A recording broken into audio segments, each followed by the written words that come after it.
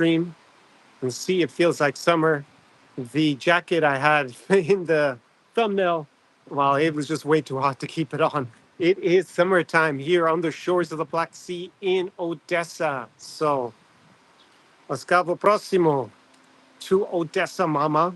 And today's live stream, I've started this very upbeat, although it is not a particularly upbeat day in the sense of what's been going on with the supposed ceasefire that was called. We've had a little bit of strategic announcements, first by the Kremlin, then by Zelensky. And Zelensky proclaimed that there would be a ceasefire from midnight today, and that would extend through the May 9th celebrations in Moscow if Russia respected the ceasefire. And it seemed like Russia didn't do anything for about 90 to 120 minutes, so like basically up to about 2 hours, and they started attacking Ukraine. So Zelensky says that there were over 1,100 ceasefire violations already this morning. And I could see that a kindergarten was hit by Russian rockets or some sort of ordnance this morning in Sumy, which is not too far from the Russian border in the northeast of Ukraine. I've been there once myself. So the ceasefire obviously didn't hold for very long. I wasn't expecting it to. Personally, I think strategically it's another error by Vladimir Putin because things look very bad for him, in particular with respect to the trajectory of this Russo-Ukrainian war, and for him being able to hold these May 9th celebrations in Russia. That is the celebration of Victory Day in World War II, or the Great Patriotic War, as they tried to claim it is in Russia, because they only start the clock ticking from 1941 and not 1939, when they were actually allied with Nazi Germany, invading, first of all, Poland and other parts of Central and Eastern Europe. And Putin is in this tricky position whereby he cannot guarantee that they can organize a big celebration to show off Russian power. Just think back to the first year of this invasion. I remember at the time, I hadn't set up the separate second channel. I was still on the main channel talking about the war here in Ukraine. And I was actually in my hometown of Galway on the west coast of Ireland. And he had this big parade. I remember commenting on it at the time, watching it obviously remotely. And they tried to show off this hardware. They had some special tank that they never actually really used. I think they only made about 14 of them. I've even forgotten the name of it. What was the name? It wasn't Armada, the tank, was it? Anyways, they had some special like that they were showing off that it's never appeared on the battlefield, or maybe appeared once somewhere. That's it. That's like the heady days of Russian nationalism and imperialism of the May 9th parade in 2022, where if you think that the original invasion plan, it obviously failed even at that stage. I proclaimed on the original channel after 3 weeks that they had basically failed.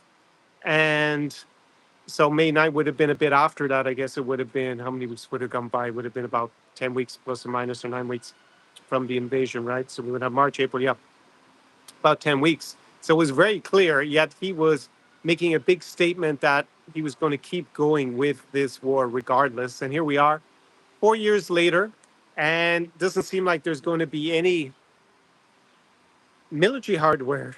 So on this May 9th parade in Moscow, it's not clear if there's any left that they have to spare, or they're just scared that it'll be such a big, juicy target for Ukrainian drones to hit and humiliate Vladimir Putin on his big day out to celebrate Russian imperialism, that they don't want to risk it.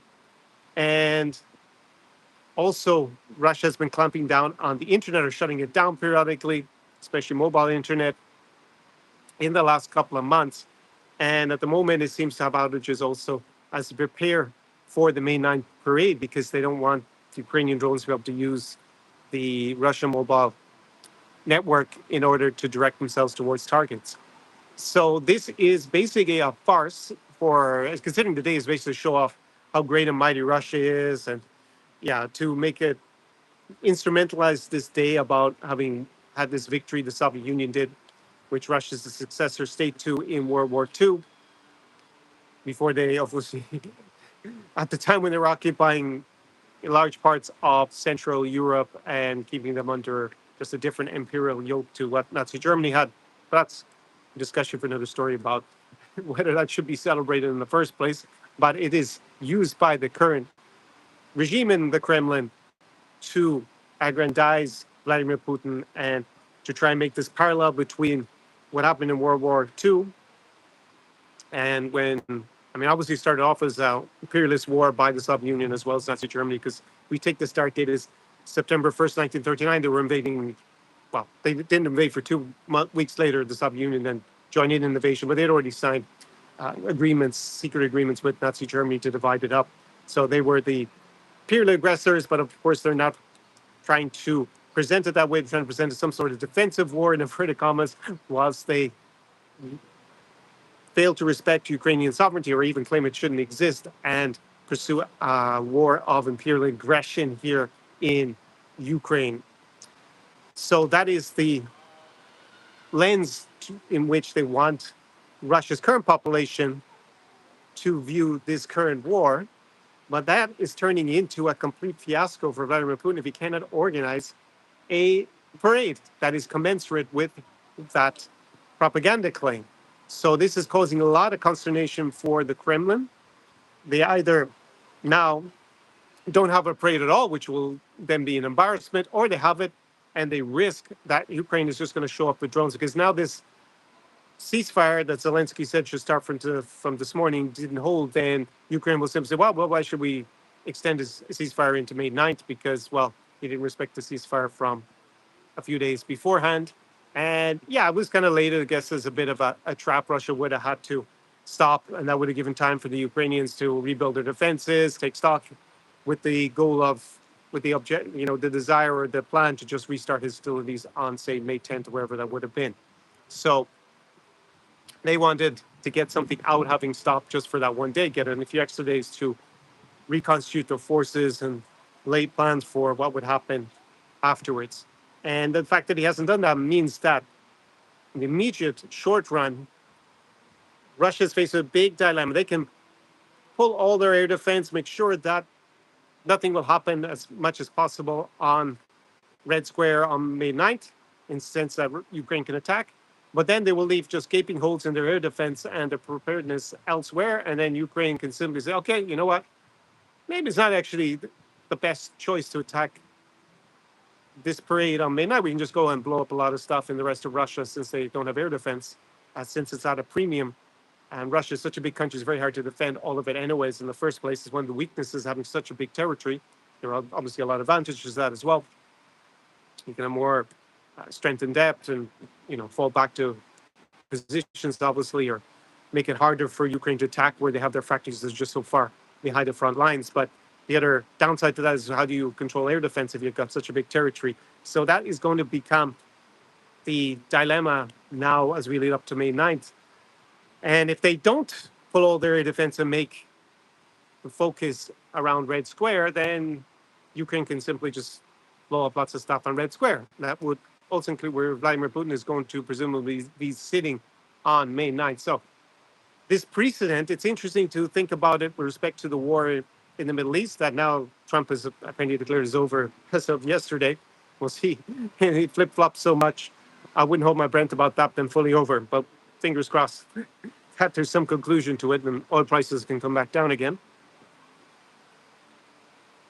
What did this current U.S. administration do in Iran? They decapitated much of the leadership of Iran. They took out this supreme leader and many of his entourage. So they created a very recent precedent. Hey, it's perfectly fine, according to Washington, according to this White House administration, to go and basically kill the leaders of a country that you have a dispute with.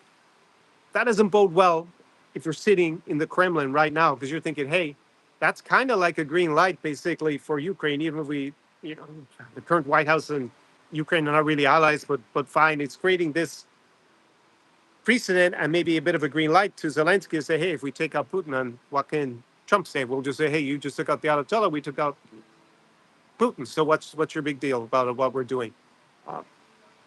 That adds in another degree of paranoia if you are Vladimir Putin about what's going to happen. So My guess is that he's definitely going to pull every type of air defense that they can do without.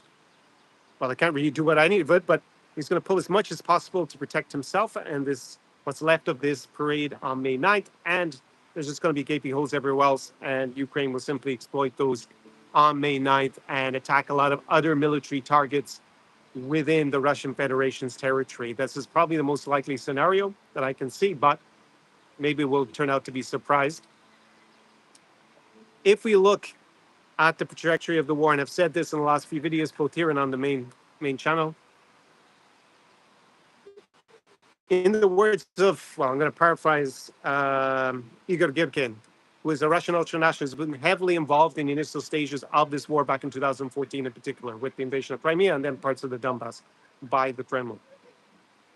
He recently said, not only is Putin incompetent strategically, and again, I'm paraphrasing a little bit, that basically, even if Putin now goes for mobilization, it is too late in the summer of 2026 or autumn of 2026, whenever he finally gets around to it.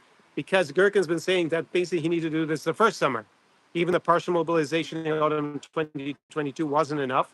He needed to go then to overwhelm the Ukrainians. And now he's just basically given them 3 years to learn how to fight and to organize their society to resist a mobilization. And his prediction almost, well, is about a year ago, is that realistically, there is only a tiny chance basically of Russia coming out victorious in this war at this point.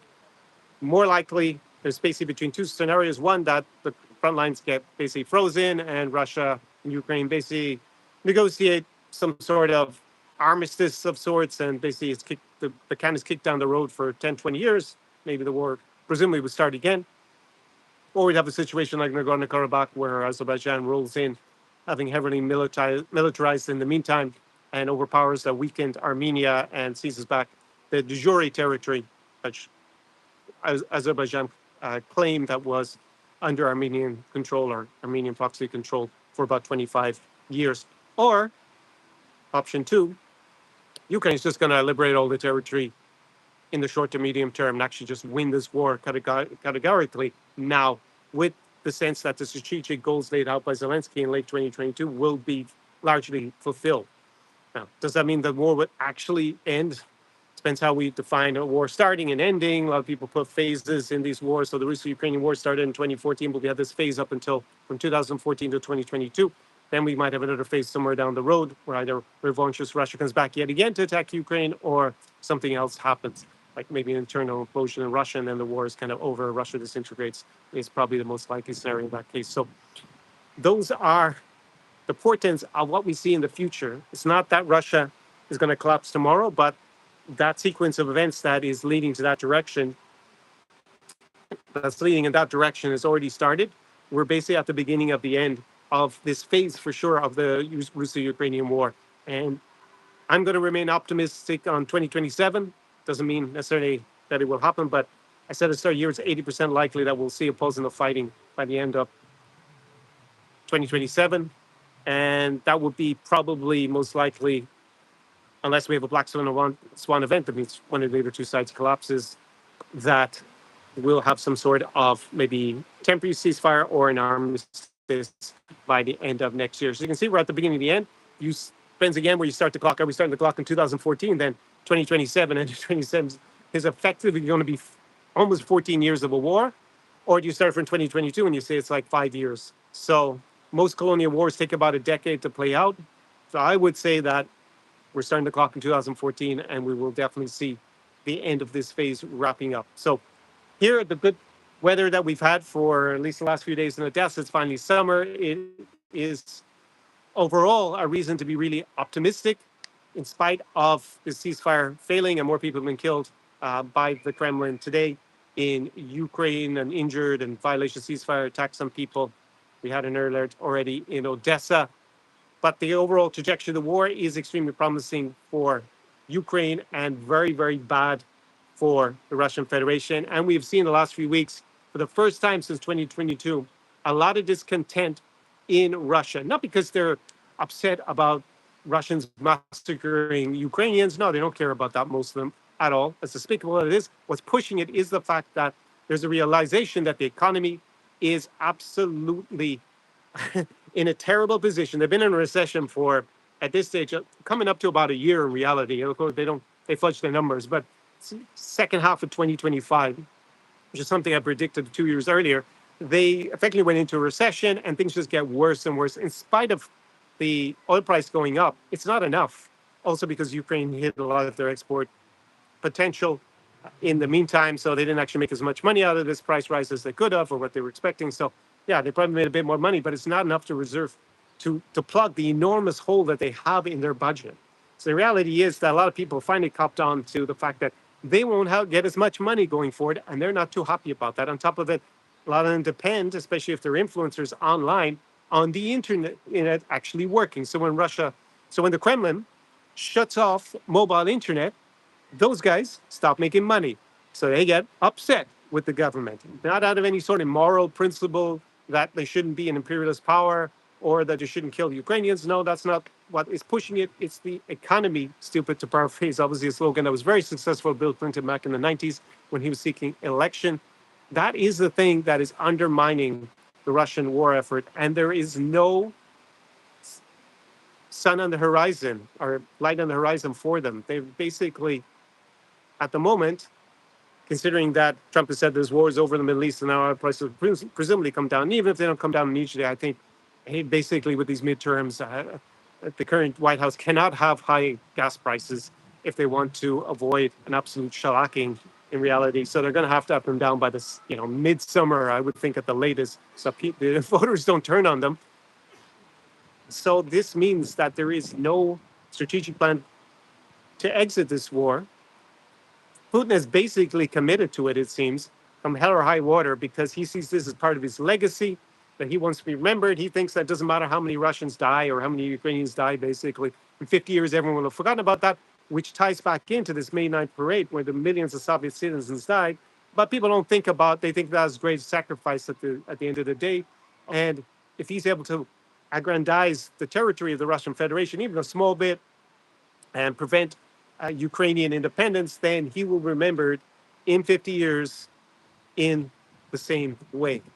So that is a summary of where we are today and what to expect going forward. Let me see. I'm a little bit blinded always on these. I can see there's some comments, but it's very hard for me to read them with the glare. Let me just move around my screen here and see if I can read this comment. It's always a problem. Yeah, I'm really struggling to read these. Is there any way to, I wonder if I can move it a different way? This is something I didn't think of about doing these live streams during the day. I'm able to read that, get close enough. No, I can't read it, unfortunately. I'm going to have to find somewhere that's more in the shade. I give you the very beautiful view onto the Odessa Opera House, but I can't read the comments on my own live stream, unfortunately. I'll just try again. Even this angle, can I see it? It's so hard to see this. Okay, maybe my eyesight is failing me. Maybe I need some glasses. Great. I can make out the word. I think it says, well, I won't say it because everyone else can see it on the screen. Anyways, I'll just have to reply to that in the comments after I shut this down. Drop your comments and your questions down below. I will do more of these live streams, and I will pick a different location next time so that I can actually read the comments. Apologies there, whoever wrote me that I can't actually read it with the amount of glare on the screen without pulling down the camera and putting it somewhere else. Maybe actually I can do. If I put it, is there a way to actually protect enough of the sun around and see? Let's see if I can get it up now.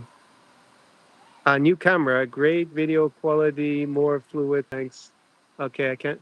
All right, so finally I can read it. If I do that, I take my jacket. No, this is the same iPhone. I think it's just so bright that, and I'm using the reverse side, so even that is high quality is what I would get out of obviously the main camera on this. And this is a iPhone 15. I still need to upgrade. I think I will do that when the new version of the iPhone comes out. I normally change them every about 3 years to upgrade the quality. Normally I use a Sony camera for the main videos that you see. So yeah, that is about the quality of the video. If you have any comments and questions, about what is happening here in Ukraine, then let me know. Drop all that good stuff down in the comments section. As I have been outlining, I will use this channel primarily for giving the geopolitical reality here on the ground in Ukraine while I'm here. And on the main channel, I'll talk a little bit more high level strategy and lifestyle across the greater region. So there we deal with Poland, Latvia, Lithuania, Estonia, Moldova, Ukraine, Kazakhstan, Romania, and sometimes even Czechia, basically New Europe in its full sense. And here on Inside Ukraine, it's more on the ground reporting style of channels. So let me know what you think. And if you're coming to Ukraine, I guess I also have my guidebook there. You can see it down in the description to this live stream. And there you'll get access to my hospitality guide, so my favorite cafes, restaurants, clubs, shisha lounges, cocktail bars for Odessa, Kyiv, Lviv, Chernovtsi, and Uzhhorod, the 5 cities that are far enough from the front line where most people who are visiting Ukraine, that's where they go. So on that note, I will sign off from Odessa on the shores of the Black Sea. And yeah, it's another day to be optimistic. We got the sun out, in spite of the attacks by the Russian Federation. We kind of take those for granted. Basically, after 4 years since this extended invasion started on the 24th of February, 2022, and now we are into the 5th year of this phase of the Russo-Ukrainian war. We started back in 2014, and things just look bleaker and bleaker for Vladimir Putin. The end game of this war will be interesting, and I think that's something that I will discuss on both channels going forward. We have to start to think about the collapse of Russia, the Russian Federation, and what might replace it, and what might be a very dangerous situation when it's in the stages of collapse.